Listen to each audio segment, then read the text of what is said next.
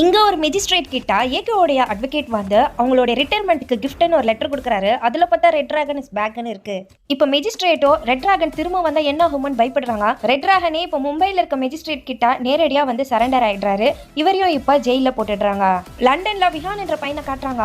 இப்போ அவர் அவங்க தாத்தா கிட்ட அப்பா என்னுடைய கன்வகேஷன் டேக்கு வரப்போறாருன்னு ரொம்ப சந்தோஷமா சொல்லிட்டு இருக்கான். விஹானோட அம்மா ரம்யா கிட்ட அவங்க தாத்தா அவங்க அப்பா ஜெயில இருக்க விஷயத்தை நீ அப்பயே சொல்லியிருக்கணும். இப்போ கிராஜுவேஷன் டேக்கு அவங்க அப்பா எப்படி வருவாரு, விஹான் தானே கஷ்டப்படுவான்னு கேட்கறாரு. 17 வருஷமா உங்க அப்பா ஜெயில இருக்க விஷயத்த மறைச்சிட்டோம், இப்ப போய் எப்படி சொல்றதுன்னு கேக்குறாங்க. ஜெயில ஒரு கைதி தப்பிச்சு போறதுக்கு பிளான் போட்டுட்டு இருக்காரு. அங்க இருக்க ஒருத்தரோ ஏகே உடைய கண்ட்ரோல் இந்த ஜெயில இருக்கு, உங்களால தப்பிச்சு போக முடியாதுன்னு சொல்றாரு. ரவுடியோ தப்பிச்சு போறதுக்கான எல்லா பிளானும் போட்டிருப்பாரு. போலீஸ்காரங்களுக்கு எல்லாம் மயக்க மருந்து கலந்திருப்பாரு. இப்ப கேட்டையும் ஓபன் பண்ணிடுறாரு. கூட சில ரவுடிகளை கூட்டிட்டு வெளியே போறதுக்கு பாக்குறாரு. வெளியே போறதுக்காக ரவுடிங்க எல்லாம் அந்த கேட்டை உடைக்கிறாங்க. ஆனா இப்ப அங்க ஒருத்தர் வந்து நிக்கிறாரு. அவர் வேற யாரும் இல்ல, ஏகே தான். மொத்த ஜெயிலுமே ஏகே கண்ட்ரோல்ல தான் இருக்கும். அந்த மெஜிஸ்ட்ரேட் பயந்த ரெட் டிராகன் வேற யாரும் இல்ல, ஏகே தான். இவரே தான் வந்து சரண்டர் ஆகி ஜெயிலுக்குள்ள வந்திருப்பாரு. இப்போ இந்த ரவுடி எல்லாம் தப்பிச்சு போக கூடாதுன்னு சொல்றாரு. ஆனா அவங்களோ நீ யார் அதெல்லாம் சொல்றதுக்கு, நாங்க வெளியே போவோம்னு இப்ப சண்டை போடுறாங்க.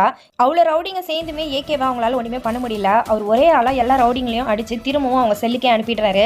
ஏகே ரவுடி கிட்ட தப்பு பண்ணிட்டு ஜெயிலுக்குள்ள வந்திருக்க, அந்த தண்டனை முடிகிற வரைக்கும் இரு, நீ தப்பிச்சு போனா இந்த கெட்ட பேர்லாம் பசங்களுக்கு தான் வந்து சேரும்னு சொல்றாரு. ஏகேவோட பையன் தான் விஹான். அவர் நித்யாங்கிற பொண்ணை லவ் பண்ணிட்டு இருக்காரு. விஹானோட கிராஜுவேஷன் டேக்கு அவங்க அப்பா ஏகே வருவாருன்னு ரொம்ப எதிர்பார்க்கறாரு. ஆனா அவர் வரலன்னதுமே இப்ப அவர் கோவப்படுறாரு. எல்லா ஸ்டூடெண்ட்ஸோட பேரண்ட்ஸும் வந்திருக்காங்க. ஆனா இவர் மட்டும் நான் பிறந்ததுல இருந்தே முக்கியமான விஷயம் எதுக்குமே வந்தது இல்ல. பையனோட கிராஜுவேஷன் டேக்கு வரதை விட அவருக்கு பிசினஸ் தான் முக்கியமான இப்ப விஹான் கோவப்படுறாரு.